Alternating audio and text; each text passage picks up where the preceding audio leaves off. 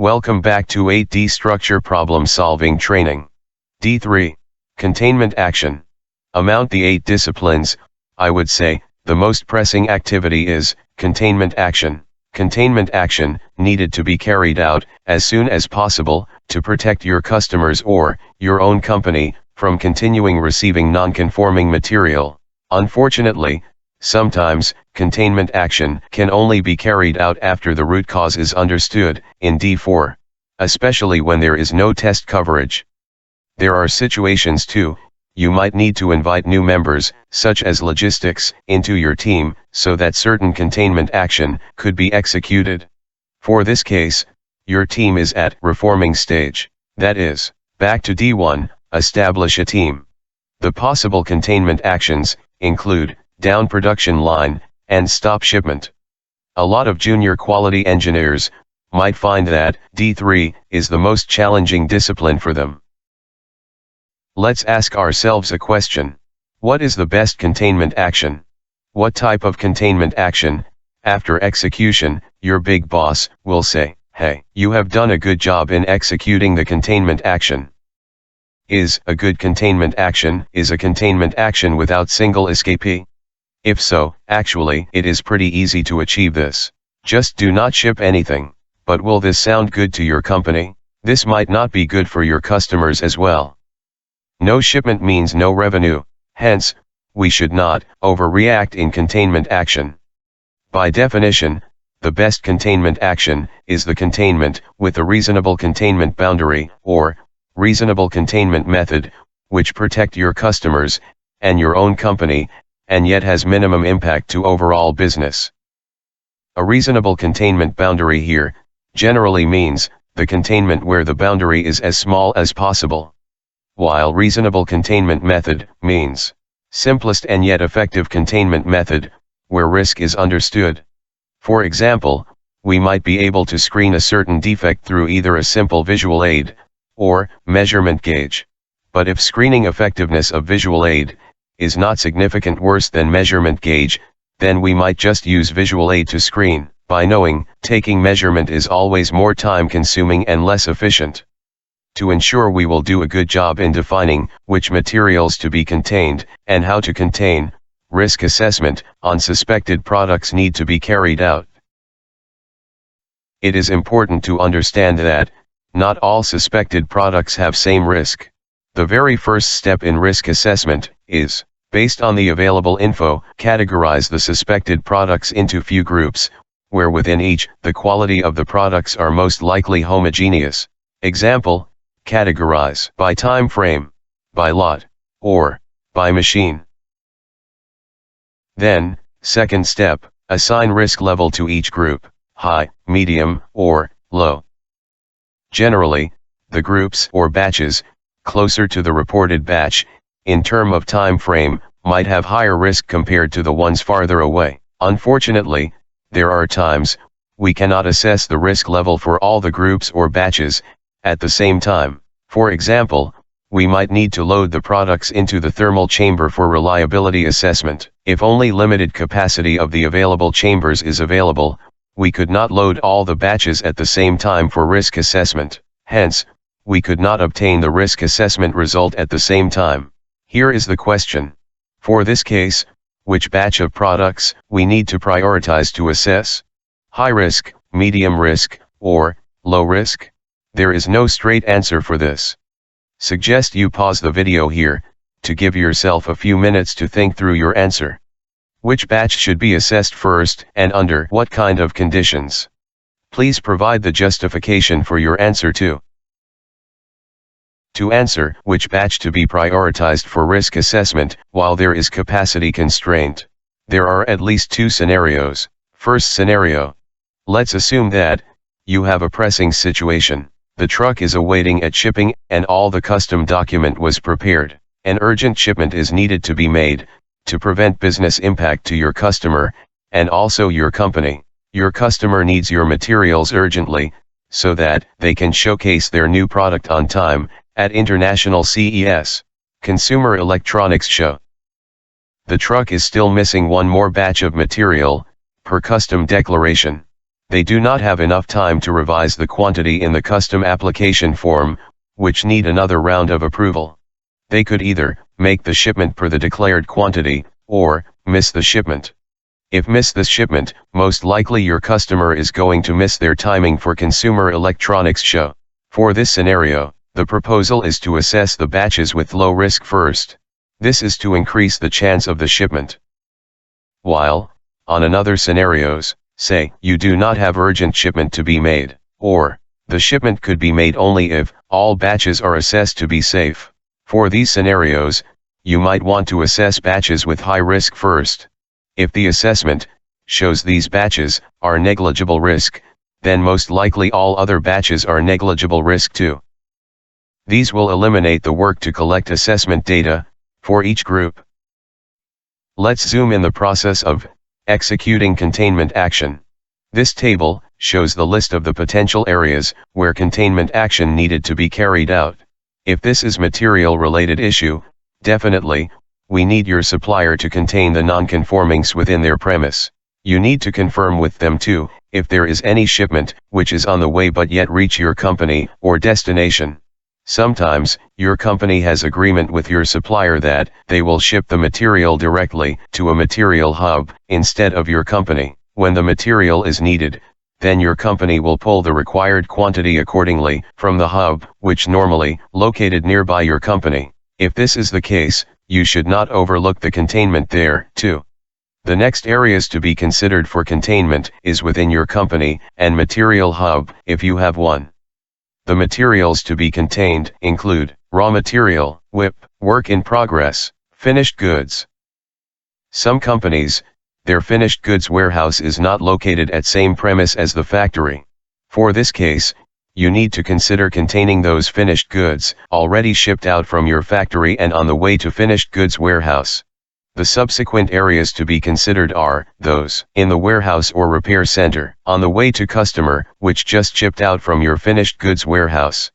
And lastly, those already reached your customer. It is worth to point out that the customer here is referred to broader sense, that is, include customer's material hub, factory of customer, or integrator site. Customer's contract manufacturers. Field, where the impacted materials already shipped out to. These are the proposed ownerships for executing the containment action at the corresponding areas. They own data gathering and containment execution. For example, SQE, Supplier Quality Engineer, owns liaising with supplier. While, for material on the way from supplier, SQE will head up this to receiving, or IQC, incoming quality control, so that they could on-hold the suspected material upon receipt. For in-house, generally, the containment for raw material, owned by SQE, or store personnel. While, WIP, and finished goods, to be owned by production supervisor. If your finished goods warehouse is not located at same premise as the factory quality engineer, or planner, own heading up this to finished goods warehouse personnel, so that they could on-hold the affected material upon receipt. The containment at warehouse or repair center, to be owned by store personnel, or repair center quality engineer respectively. If there is material already shipped out from finished goods warehouse or repair center and on the way to customer, then planner, to provide all the necessary info, so that CQE, customer quality engineer, could communicate to customers. Owner of respective area, to provide the estimated affected quantity. With the data, 8D team to perform supply line assessment, to assess manufacturing and customer impact with the help from planner. Continuity of supply sub-team will be formed if supply line risk mitigation deemed required. Same also, we could form technical sub-team, if necessary, to perform root cause finding, especially for complex design issue. This technical sub-team, to bring the technical risk assessment result and the proposal for the disposition of the affected products to 8D team. The reason for forming sub-team is to avoid the detailed discussion in the main 8D team meeting, which might not the interest of all parties. For example, the product design discussion, in finding the root cause, might not the interest of planner nor production supervisor. Vice versa, the detail update on the status of containment execution, might not the interest of product designer too. Forming of sub-team, will prevent dragging the meeting into long hours, and make the team more effective and efficient. Once the technical risk assessment completed, the whole team will draft out a proposal for disposition. 8D team to ensure decision for disposition reached. It is worth to mention, the final decision for technical risk assessment, and decision for disposition, to be owned by quality engineering personnel. That is, the activities in pink color boxes. The last column of this table shows the possible options for disposition. For materials still at supplier, we could have the supplier to screen out the affected material, scrap them, or even UAI, which stand for use as it. For material already shipped out from supplier, we could RTV, return to vendor, or perform screening. For raw material screening, it is advised to have the supplier to send over their screening crews, who might have more knowledge about their own products, unless you are comfortable with the effectiveness of your on-behalf screening. For WIP, or finished goods, other than screen, scrap, and UAI, we have another option of disposition, which is rework. If your finished goods have already been shipped out from factory, then we should also decide where the screening, or rework activities, should be carried out. We could do this at the current location, such as warehouse, or at customer site. Another option is, recall back the affected finished goods, and send them back to factory, for screening, or rework. If you decided to perform the screening, or rework, on the site, we need to ensure the site is conducive for such activities. This is to prevent side effect, or induced failure due to environment. We will talk a bit more about this later. Once we have finalized the decision for disposition, next is to define the most appropriate containment method, or tool. If necessary, invite or consult the relevant expert, for example, test engineering, or supplier. It might be very tedious process to keep the containment actions organized, especially when involve multiple areas or geo. While the containment action is in progress, corresponding area owners own execution of containment actions, and report out the status to 8D team from time to time.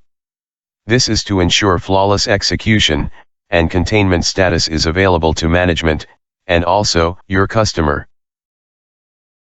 Let's zoom in the discussion about containment method, or containment tool.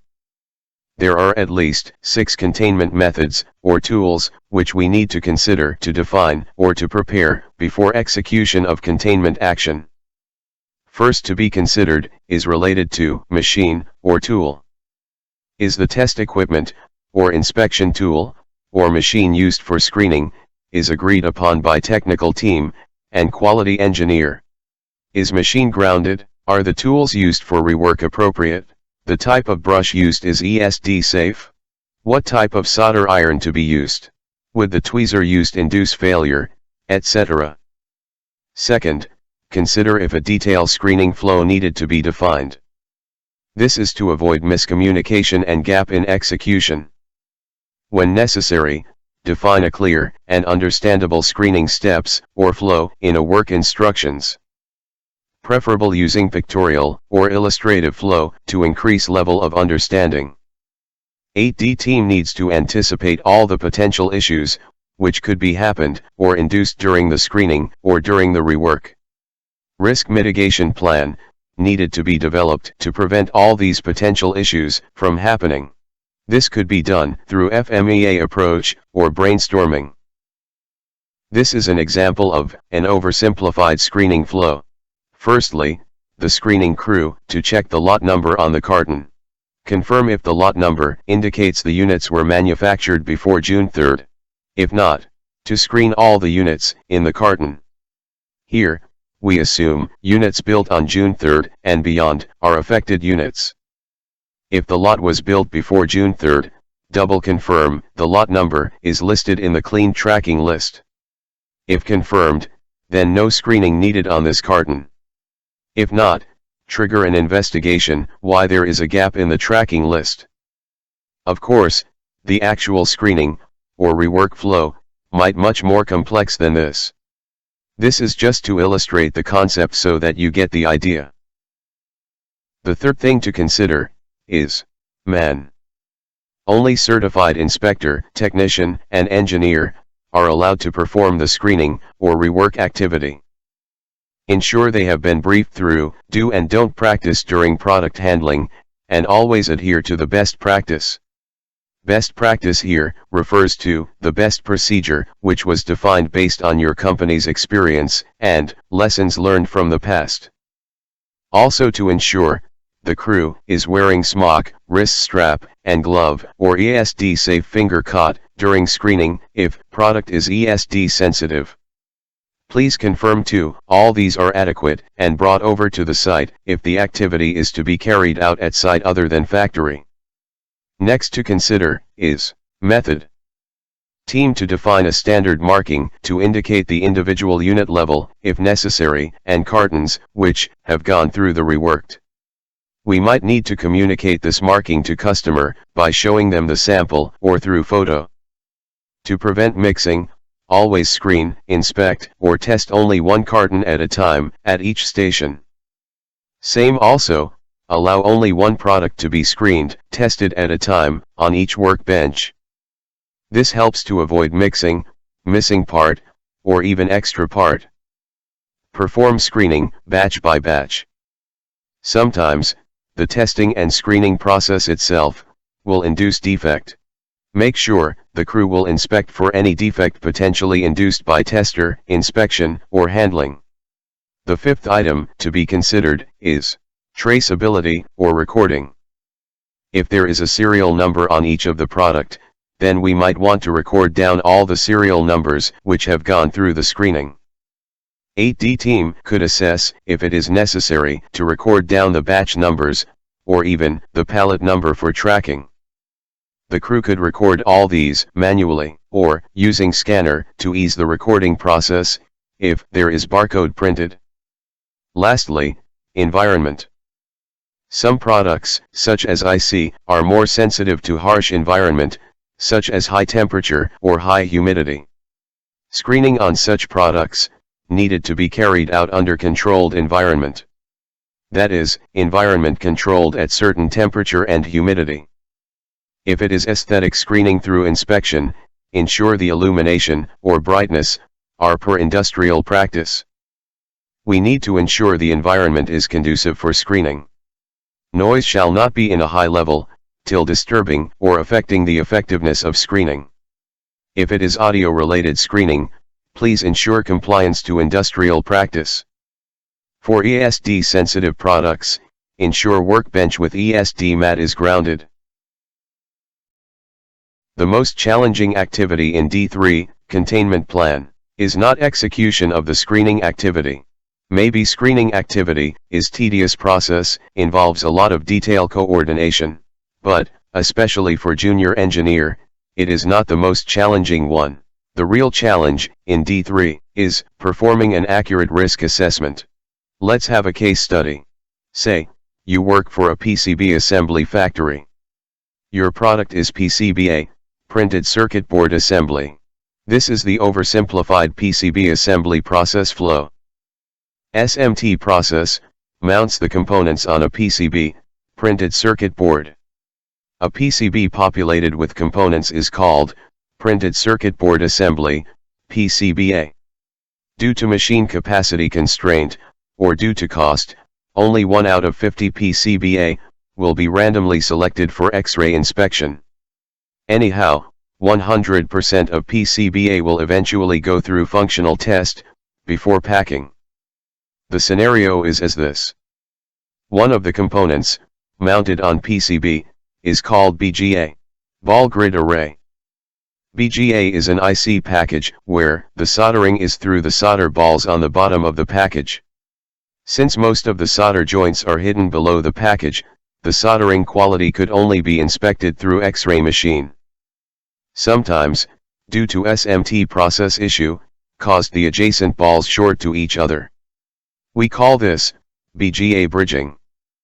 Say, during the 1/50 sampling inspection, X-ray detected one BGA bridging failure. The bad news is, functional test does not have 100% test coverage for each BGA ball. This means, some BGA bridging failures might escape from functional test. Let's assume, there are few functional failures at that time. But, none of functional failure has gone through a comprehensive failure analysis to conclude the root cause is related to BGA bridging.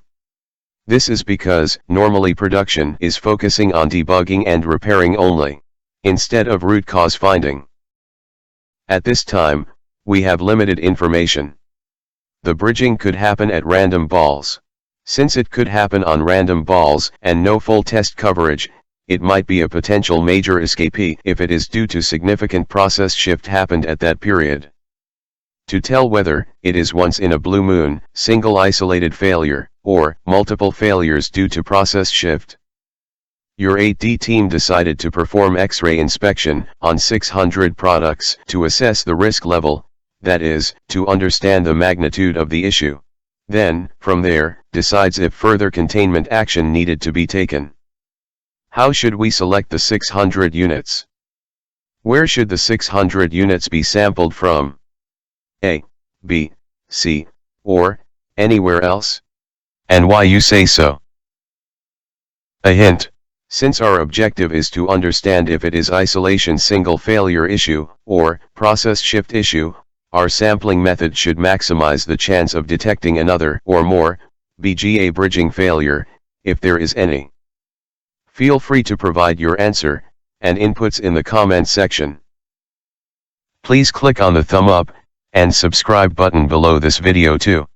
When hitting 1000 subscribers, I will create a short video to discuss this. Before we end the session, let's close our eyes, observe a moment of silence, pray with your own respective religion. May the community full of peace, and may the world free from disasters. Looking forward to see you in next session. Thank you.